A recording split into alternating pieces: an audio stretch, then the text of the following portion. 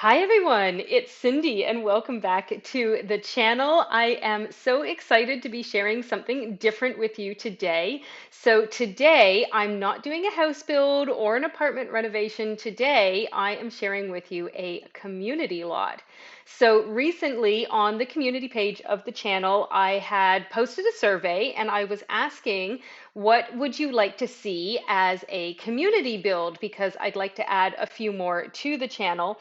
And some of the votes were for actually a retail space, which I thought is fantastic because with the Growing Together pack, when they added children's bicycles to the game, I was like, yes, this is perfect. I want to make a bicycle shop and have that as an ownable, playable business for your Sims.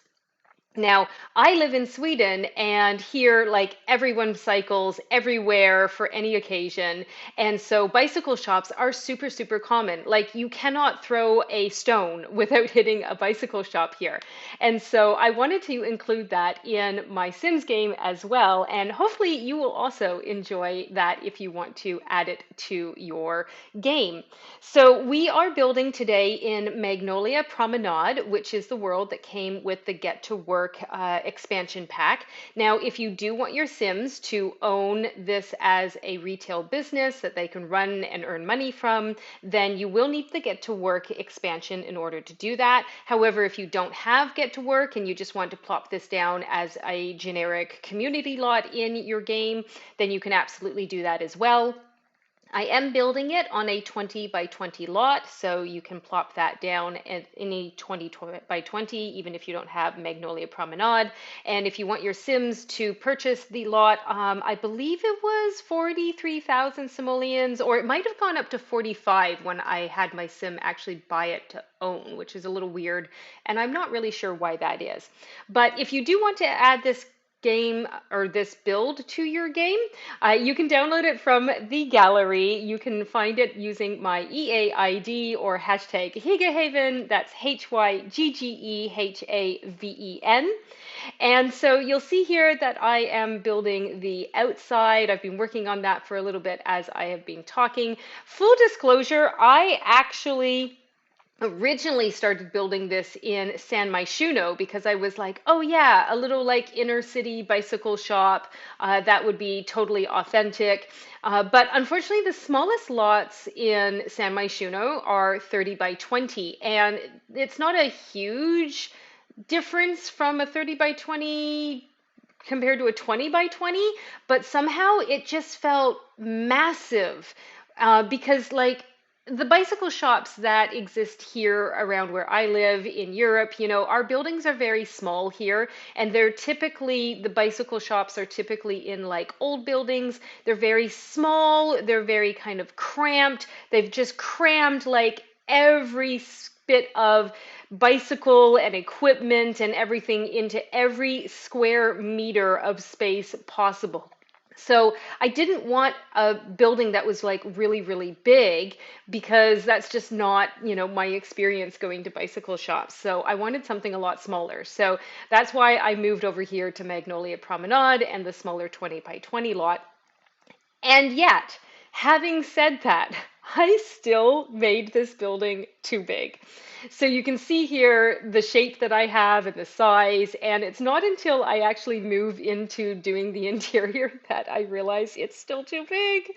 And I had to downsize it. I chopped off like half the building and then I had to move everything. It was a whole to do.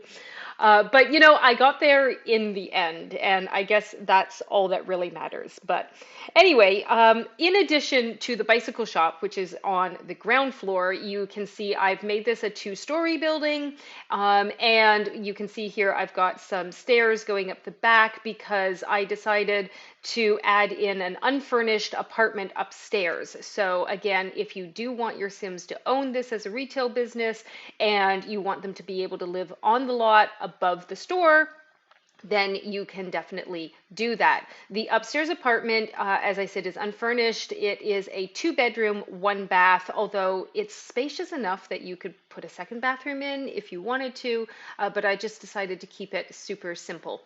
And you'll see I've also got this little like dumpster area down in the back here. I do decorate that in a little bit. I started to really trash it up, and then I was like, no, no, hold on, Cindy, you gotta ease up here. When you look at the surrounding buildings in Magnolia Promenade, they're not trashy at all. So I wanted it to fit in with these surroundings. So I do kind of lighten up on the trash, but it's just kind of like, a outside dumpster area, and I put a few chairs out there later on. So, if your workers want to go and have a smoke break or sit outside or something, they can do that. And I also added in some trees and some greenery back here by the stairs going up to the apartment. That does not stay. I end up getting rid of that. But here you can see I have started to move inside and realize, oh no, this is still too big. So here I'm sectioning off this one portion here, and I'm going to remove all of this on the right, which I'm starting to do now, and just downsize it. And like I said, it was a pain to do this, and I don't know why I don't check these sorts of things beforehand, but I don't. So anyway, like I said, we get there in the end. It's fine, but it did take a lot more time than I had anticipated.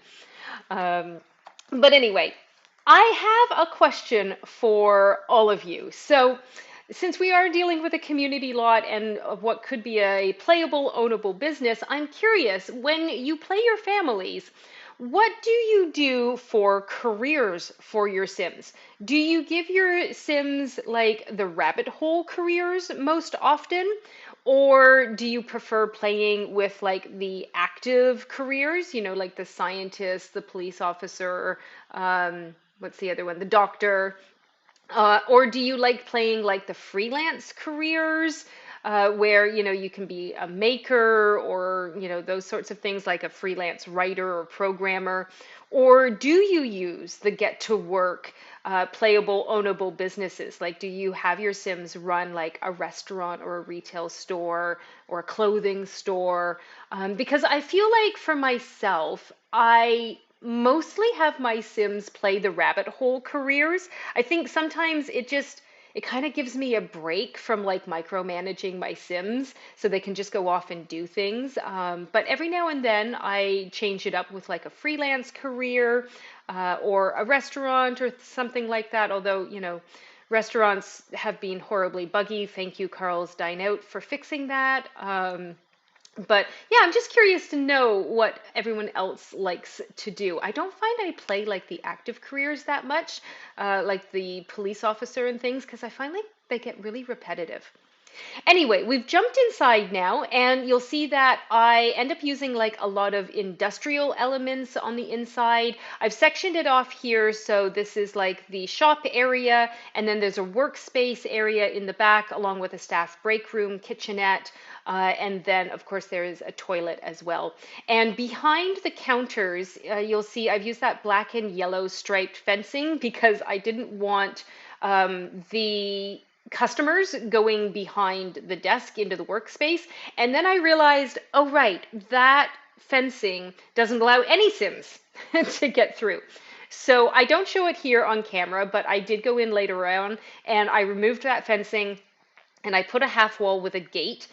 So it makes a lot more sense. And then you can just lock the gate so only your playable Sims, your employees and such, can go into the back area. Just remember to also lock the back kitchen. Otherwise, you'll have Sims coming in, customer Sims coming in from the back, and you're not going to want that. I also made sure that when I was placing all the bikes down here inside that I turned move objects off, because I realized after I made my first community build many, many months ago and I had left move objects on, if you do that, your Sims cannot actually purchase the items that they want to buy. So I have made sure to turn off move objects. So I've also play tested it. So yes, Sims can actually buy the bicycles and all of that works properly. So it has been fully play tested. And I've also added in, because I couldn't fit so many bikes in, when you have move objects turned off, you can't squish the bikes together as closely, which is a bit unfortunate because it doesn't give that cramped feeling that I wanted from this space. But hey ho. But in order to add some more things for Sims to actually purchase, I've also put in some tools here. So you can see there's like the little bicycle tool kit that came with Growing Together. I also added in, there's like a standing toolbox kit. And I go in a little while into debug and I pull out some debug items. So there's like spray can, but mostly it's like the biofuel canisters that I thought kind of looked, like it could be chain grease and bicycle oil and things like that. Now, the fuel cans you can't actually sell because they can only be placed in the Sims inventories, but the toolboxes and things you can.